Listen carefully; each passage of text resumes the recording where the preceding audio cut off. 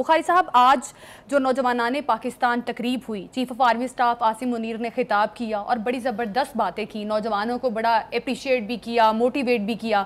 اس تقریب کے بارے میں آپ کیا کہیں گے؟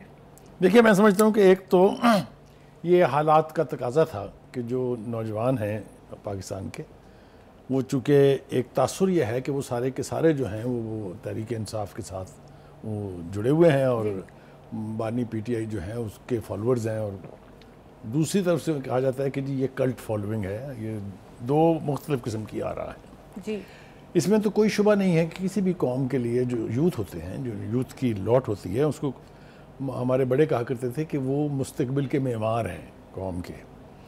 اور یہ بات میرے خیال سے غلط بھی نہیں ہے. درست بات ہے کہ آج کے جو نوجوان لوگ ہیں وہ کل کے ذمہ دار شہری بنیں گے، وہ قوم کو لیڈ کریں گے، قوم کے لیڈر بنیں گے. تو اس اعتبار سے ان کو خطاب کرنا بہت ضروری تھا. اور جیسا میں نے کہا کہ 11 سال سے ایک مخصوص انداز میں ان کی ذہن سازی کی گئی ہے. ان کو یعنی مین سٹریم سے ان کو ری ڈائریکٹ کر کے اپنی پارٹی کے ساتھ شامل کیا گیا ہے، اور ان کو بتایا گیا ہے یہ کہ اس ملک میں کون کون جو ہے وہ یعنی قوم کا مجرم کہہ لیجیے آپ یا قصوروار کہہ لیجیے فار آل ایلس.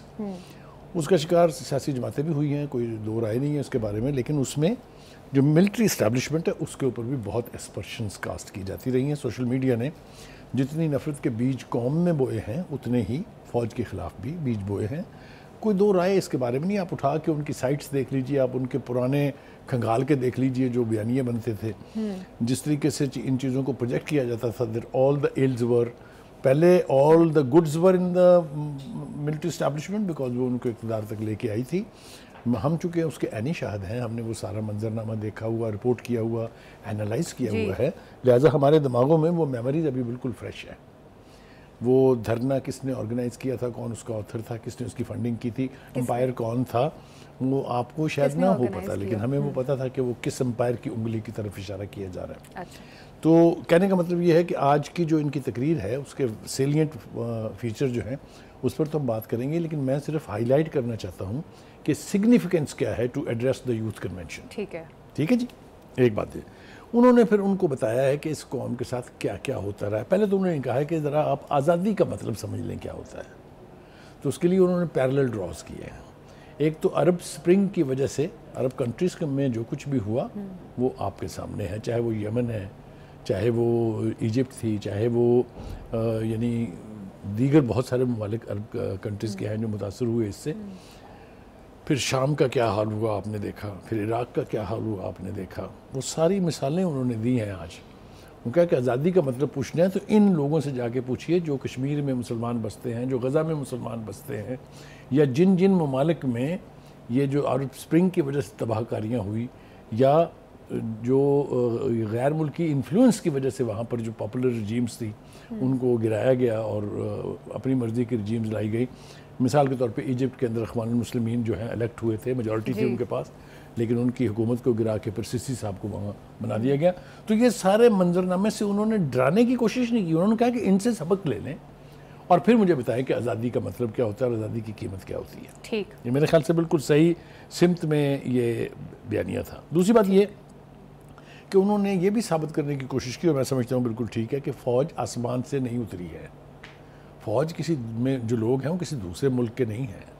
تو انہوں نے یہ کہا کہ حکومت، فوج اور عوام یہ ہمیشہ سے ایک لڑی میں پڑے ہوئے ہیں، اور ہمیشہ سے اسی کی وجہ سے ملک کی سلامتی کو یقینی بنایا جاتا ہے، ملک کی ترقی اور تحفظ جو ہے اس کی ضمانت دی جا سکتی ہے اگر یہ تینوں سیگمنٹس جو ہیں وہ ایک پیج پر ہوں، ایک لڑی میں پڑے ہوئے ہوں. دوسری بات وہ کہتے ہیں کہ جی میں پوچھنا چاہتا ہوں یہ کہ وہ جو پاکستان مخالف بیانیہ بنا رہے تھے پچھلے 2 سال سے، ویئر آر دے. اب ویئر آر دے کی طرف اشارے بہت واضح موجود ہیں. یا تو وہ جیلوں میں ہیں، یا وہ روپوش ہیں، یا وہ ملک سے بھاگ گئے ہیں، یا مقدمات کا سامنا کر رہے ہیں. میرے خیال سے اس میں کوئی ابہام نہیں ہونا چاہیے. بخاری صاحب، اب سوال یہ پیدا ہوتا ہے کہ نوجوان نسل ایک جو مخصوص قسم کی پارٹی ہے، جس طرح سے وہ نوجوانوں کے ذہنوں پر اثر انداز ہے، ہم اس چیز سے ہمیں اس چیز کو ایکسیپٹ کرنا ہی پڑے گا کہ نوجوان کہیں نہ کہیں انفلوئنس ہیں اس جس پارٹی کی میں بات کر رہی ہوں. چلیں بیانیہ ٹھیک ہے. بخاری صاحب کیا اتنے سالوں سے جو ان کی ذہن سازی ہوئی ہے کیا اتنا آسان ہے ان کے ذہنوں سے اس مخصوص پارٹی کو نکالنا یا اس بیانیہ کو نکالنا؟ دیکھیے بالکل آپ نے ٹھیک کہا, لیکن جب اس پارٹی کی لیڈرشپ کی اور اس پارٹی کے کرتوت سامنے لائے جائیں گے, جب لوگوں کو ٹرائل کے ذریعے اور سزاؤں کے ذریعے پتہ چلے گا کہ انہوں نے کیا کیا کھلواڑ کیا ہوا ہے, تو پھر وہ یہ آپ نے بالکل ٹھیک کہا کہ 11 سال کی ذہن سازی 1 سال میں تو ختم نہیں ہو سکتی, لیکن اس کا مطلب یہ بھی نہیں ہے کہ کیونکہ 11 سال ہو گئے ہیں ہوں رہنے دو, مطلب یہ رویہ بھی ٹھیک نہیں ہے نا. کسی نہ کسی جگہ اگر کوئی غلطی ہوئی ہے تو اس کی اصلاح کرنا, اس کو ٹھیک کرنا, یہ بھی تو ذمہ داری ہے نا قوم کی بھی ہے, لیڈرشپ کی بھی ہے. اور جیسا میں نے پہلے کہا, ایک دفعہ پہلے بھی کہہ چکا ہوں کہ فوج کوئی امپورٹنٹ سیگمنٹ آف سوسائٹی نہیں ہے, اسی ملک کے حصے ہیں. اور پاکستان کا جو اوریجنل کانسٹیٹیوشن تھا اس کے پریامبلز میں, پریامبلز کہتے ہیں the gist of the constitution, یہ لکھا ہوا تھا آرٹیکل 3 of the preamble کہ armed forces are custodian of Pakistan's territorial integrity and ideological frontiers. تو وہ جو کہتے ہوتے ہیں نا لوگ بعض اوقات کہ جی کدھر ہے کوئی رول فوج کا, آئینی رول تو کوئی نہیں ہے. تو یہ میں نے اس کی طرف اشارہ کیا کہ باقاعدہ ذمہ دارانہ آرمی رول کانسٹیٹیوشن میں موجود ہے. ایک بات. دوسری بات دیکھیں, جو غلط ہو گیا ہے وہ جسٹیفائی نہیں کیا جا سکتا کہ اب اس کو چھیڑے نا, وہ تو ہو گیا جو غلط ہونا تھا.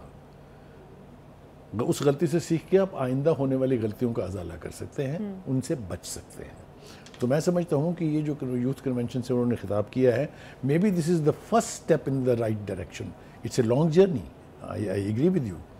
دوسری بات یہ ہے کہ وہ جو ہم اکثر بات کرتے ہیں, وضاحت نہیں کر پاتے اس کی کہ کلٹ فالوئنگ کیا ہوتی ہے. جی, کلٹ فالوئنگ یہ ہوتی ہے کہ دماغوں کو اس طریقے سے متاثر کیا جاتا ہے یا اس طریقے سے زہر زدہ کیا جاتا ہے کہ کوئی چیز اس کے برعکس پینیٹریٹ کر ہی نہیں سکتی دماغوں میں.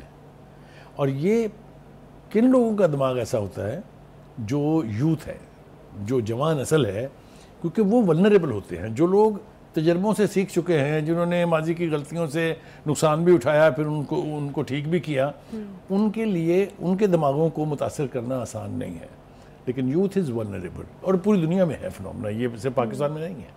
تو اس لیے ان کو ایڈریس کر کے میرے خیال سے انہوں نے آج صحیح سمت میں قدم اٹھایا ہے. دوسری بات یہ کہ انہوں نے قرآن کا حوالہ دیا اور اس میں انہوں نے واضح کرنے کی کوشش کی کہ آزادی کا کیا مطلب ہوتا ہے.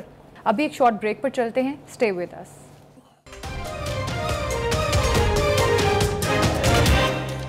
دوسری بات یہ کہ اقبال کا بھی انہوں نے شعر پڑھا کہ افراد کے ہاتھوں میں ہے اقوام کی تقدیر, ہر فرد ہے ملت کے مقدر کا ستارہ. تو وہ پاپولر جس کو کہتے ہیں نا پاپولر مینز, پاپولر ٹولز استعمال کرتے ہیں. قرآن کریم کیا کہتا ہے, کیا ارشاد فرماتا ہے, کوئی اس سے مفر ممکن ہے, کوئی مسلمان کر سکتا ہے مفر اس سے. اسی طرح سے اقبال جن کو ہم کہتے ہیں شاعر مشرق ہیں, پاکستان کا تصور انہوں نے پیش کیا تھا, ان کو کوٹ کر کے کسی بات کو ثابت کرنے کا مطلب بھی irrelevant نہیں ہے, ریلیونس اس کی ہے. having said that, اس کے بعد وہ دہشت گردی کے اوپر بات کرتے ہیں اور یہ کہتے ہیں کہ 22 سال سے دہشت گردی کا فتنہ پاکستان میں آیا اور سب سے زیادہ متاثر صوبہ جو ہے وہ ہے خیبر پختونخوا.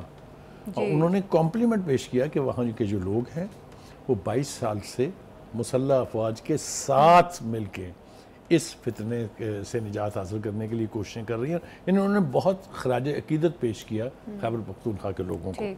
اب آج جناب اس کے اندر جو ایک اور بات مجھے پریشان کر رہی ہے وہ یہ ہے کہ how will this message go along. یہ اب اس میسج کا کیا یہ میسج کافی ہے یا اس کا فالو اپ ہونا چاہیے. میرا خیال یہ ہے کہ وہ میڈیا جس نے پہلے خان صاحب کے اس اقتدار کے سفر کو آسان بنایا تھا, ہمیں اچھی طرح سے یاد ہے ہم 24 گھنٹے لائیو ایک شخص کو ٹرالر پر کھڑا دکھاتے تھے. جی ٹھیک ہے, وہ ہم کیوں دکھاتے تھے وہ آ جائے گا واضح, وہ ہو جائے گا جب یہ ٹرائل وائل شروع ہوگا نا تو پتہ لگے گا کہ ٹی وی کے جو مالکان تھے یا ٹی وی کے جو رپورٹرز تھے ان کے دلوں میں کیا جذبات تھے خان صاحب کے بارے میں جس کی وجہ سے وہ یہ کرتے تھے, یا کوئی اور مجبوری تھی. وہی پتہ چل جائے گا. آپ کو کیا لگتا ہے مجبوری تھی یا جذبات تھے لوگوں کے؟ جذبات کا تعلق تو ان لوگوں سے تھا جو وہاں بیٹھے ہوتے تھے، لیکن جو کچھ ہم کر رہے ہوتے تھے وہ احکامات کے تحت ہوتا تھا. اور احکامات کہاں سے آتے ہیں کم از کم مجھے آپ کو بتانے کی ضرورت نہیں ہے، آپ کو تو پتہ ہے کہاں سے آتے ہیں. ٹھیک. اچھا بخاری صاحب، جس طرح سے اسٹیبلشمنٹ فوج کے ابھی ہم نے دیکھا کہ بیک ٹو بیک کافی خطاب سامنے آئے، جو کہ ایک صحیح چیز بھی ہے. جس طرح سوشل میڈیا پہ محاذرائی کی گئی اسٹیبلشمنٹ کے اگینسٹ، لوگوں کی ذہن سازی کی گئی، تو اس بارے میں اس قسم کی چیزیں فوجی اہلکاروں کا میڈیا پر آنا اور بتانا، لوگوں کو ایک پازیٹیو امیج فوج کا دکھانا بڑا ضروری ہے، کیونکہ فوج ہمارے لیے ایک قابل عزت ادارہ ہے. ہمیں اس کی عزت کرنی کیونکہ ہمارا ڈیفینس کرتے ہیں. بخاری صاحب، ابھی آپ کو کیا لگتا ہے، ابھی آپ آنے والے ٹائم میں کیا دیکھ رہے ہیں؟ کیا ان چیزوں سے فرق پڑے گا؟ لوگ اس چیز کو اس انفلوئنس میں آئیں گے کہ واقعی ہم نے جو کیا ہے، جو ہم نے فوج کے خلاف، اسٹیبلشمنٹ کے خلاف جو محاذرائی کی، وہ غلط ہے؟ بہت اہم سوال ہے آپ کا. بڑا آپ کے سوالوں سے کبھی کبھی ڈر بھی لگتا ہے. جی دیکھیے، بات یہ ہے کہ دو راستے ہیں. ایک یہ کہ آپ یہ سمجھ کے یا یہ ازیوم کر کے کہ چونکہ یہ فالوئنگ بہت سٹرونگ ہے، کیونکہ یہ ذہن سازی ہو چکی ہوئی ہے، اس کا کوئی علاج نہیں. اگر بیٹھ جائیں گے آپ تو بربادی آپ تک جلدی پہنچے گی، جس کو ادروائز تھوڑا سا تاخیر ہو سکتی ہے. لیکن اگر آپ اس کا مقابلہ کرنے کے لیے ذہنی طور پر تیار ہوتے ہیں اور عوام کو انلائٹن کر کے، عوام کو اویئر کر کے اس اپنی جد و جہد میں شامل کر لیتے ہیں، تو یقینی طور پہ فرق پڑتا ہے.